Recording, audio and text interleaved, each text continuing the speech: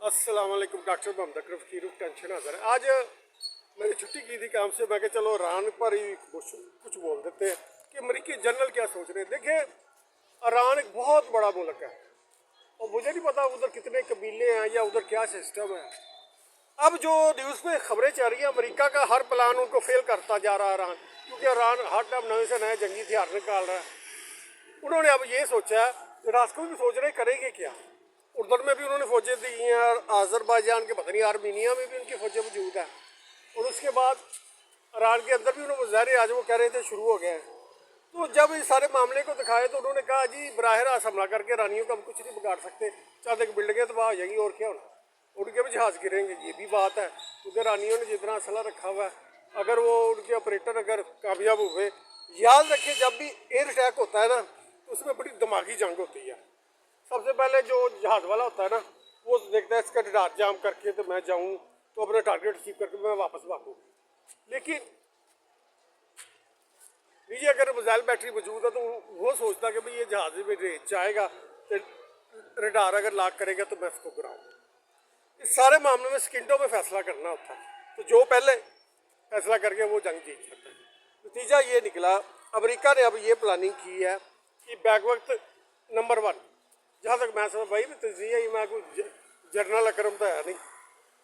पहली जो प्लानिंग जहाँ तक मैं समझता हूँ उन्होंने ये की है, सबसे पहले हम ये कोशिश करेंगे मुख्तलिफ जगह से अटैक करेंगे एक दफ़ा, ताकि ईरानी फ़ौज मसरूफ़ हो जाए। दूसरा उन्होंने ये सोचा कि हम अगर इस तरह नाकाम होते हैं तो मुल्क से जिधर जिधर उन्होंने वो क्या कहते हैं उनके है ना वो लोग, वो मुजाहरे शुरू करेंगे। तो मुजाहरे शुरू करेंगे तो हम उनकी बदल के नाम पर ना उस मुल्क के अंदर घुस जाएंगे, चाहे वो उर्दन साइड से घुसे या समंदर की साइड से आए। फिर उधर वो सोच रहे हैं हम एक हुकूमत कायम कर देंगे, जिस तरह सूडान में नहीं हुआ। इस तरह की उनको गेम प्लान कर रहे हैं।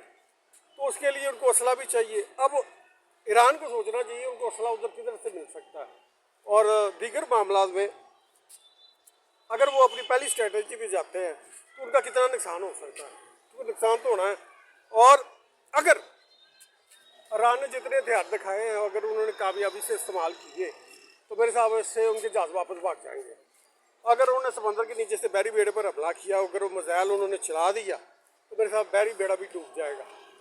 अब इस सारी सिनेरियो में जो बात मुझे नजर आती है, एटम बम।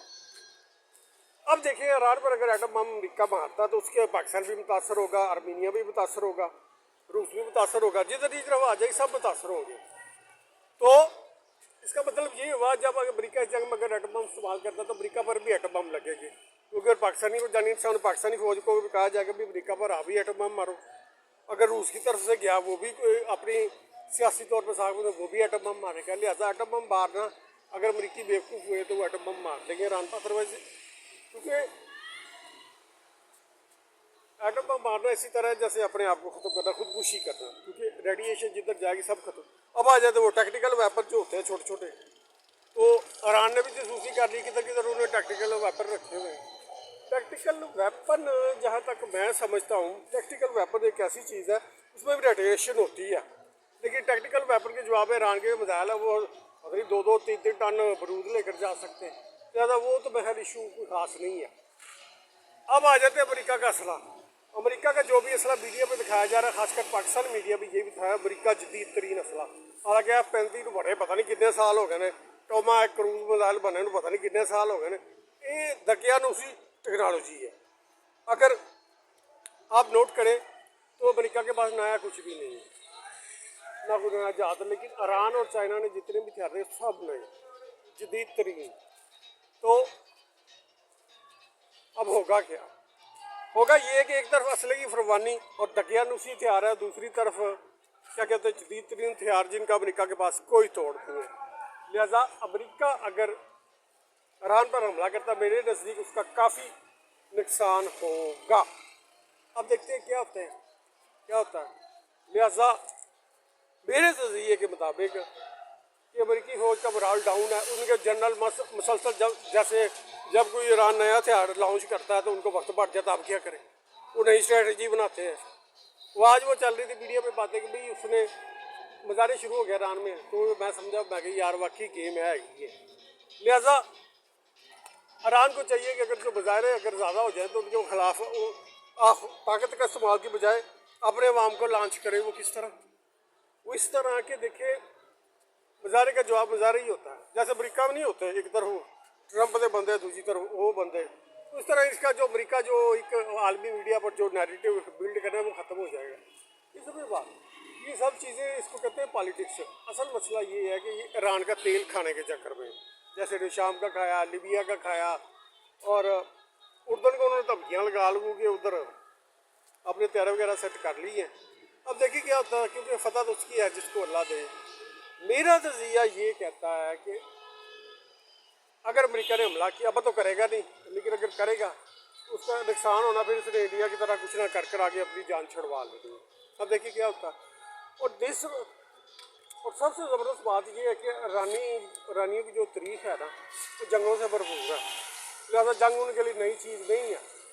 और उसके साथ साथ मैं रानी को कहूँगा कि भाई जो साहली शहरों पर रहते हैं या उधर की साइड पर रहते हैं, उनको चाहिए अपने इलाकों या शहरों की हिफाजत के लिए उन्होंने फौज की तरफ ना देखें, क्योंकि जब जंग हुई तो क्या कहते हैं, आपको उधर सिक्योरिटी के इंतजाम खुद भी कुछ ना कुछ करना चाहिए फौज के बाद। यानी अगर पुलिस उधर से भाग जाती है उनकी, या फौज का नुकसान हो जाता, तो आप उनके रानी शहरियों को चाहिए कि अपनी फोर्स का करें। नहीं समझ बात, क्योंकि इधर अब जब इंडिया ने हमला किया था ना इधर लाहौर पर, तो जितने भी ड्रोन थे जिधर जिधर किसी गया वो लेके भाग गया पाकिस्तान। नहीं समझ बात। और कुछ जगह पर बिहार में लोगों ने जब देखा कि इंडिया के ड्रोन है, उन्होंने चाहे वो क्या कहते हैं कारतूस वाली गन नहीं होती, उससे उसको शिकार तबाह किया, या अपनी क्लाशिंग से तबाह किया। उन्होंने नहीं देखा रेंजर आई है, फौज आएगी, उन्होंने फायरिंग की यार पर। तो रानियों को भी चाहिए कि अगर किसी के पास हौसला आया तो उर्दन साइड पर, समंदर साइड पर अपने तौर पर भी कोई सिक्योरिटी इकदाम करे, फौज पुलिस की तरफ ना देखे, क्योंकि फौज जंग में मसरूफ़ हो जाती है। तो अगर आपको दुश्मन नजर आए तो उससे मुकाबला करें, और मुकाबला इस तरह करना है कि उनका नुकसान हो। अगर रानी इस तरह नहीं करेंगे तो फिर क्या कहते हैं उसको, दुनिया में उनका इमेज ये जाएगा कि वो गवर्नमेंट के खिलाफ थे। याद रखिए, अमरीकियों को नहीं पता ईरान में क्या है, वो सैटेलाइट पिक्चर है तो GPS और नक्शे वगैरह लेकर ही उन्होंने आना है। अब अंदर पता नहीं वो गली बांधी हो आगे से, लिहाजा रानियों को चाहिए कि अपने तौर पर भी जंगी इकदाम करें ताकि दुनिया में रानियों का नाम बने। जैसे लाहौर में हुआ और पंजाब के मुख्तलिफ शहरों में हुआ, लोगों ने अपनी मदद आपके साथ ड्रोनों को फायरिंग की, उनको गिराया। जी, ये हकीकत है। अब ईरान ने रानियों को चाहिए उन्होंने क्या करना है। और ये देखे बसंत,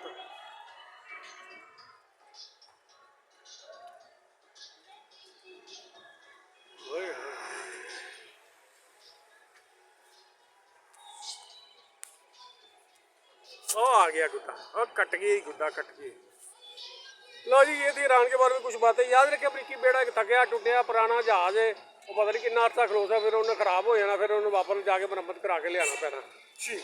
और ये 5000 बंदे का बैरी बेड़ा, बाकी वो 7 दूसरे अलहदा हैं, छोटे छोटे जो है सिस्टम। लिहाजा अपने मदद आपके तहत भी ईरानियों को कुछ करना चाहिए, अमेरिका से डरना नहीं चाहिए। उसके बाद समंदर है, या उर्दन को डरा डरू के, या कतर को डरा डरू के उन्होंने उनके बेस लिए हुए हैं। तो ईरानियों को चाहिए बजाय उर्दन की वाम के टारगेट करने के, उनके बेसों को टारगेट करें।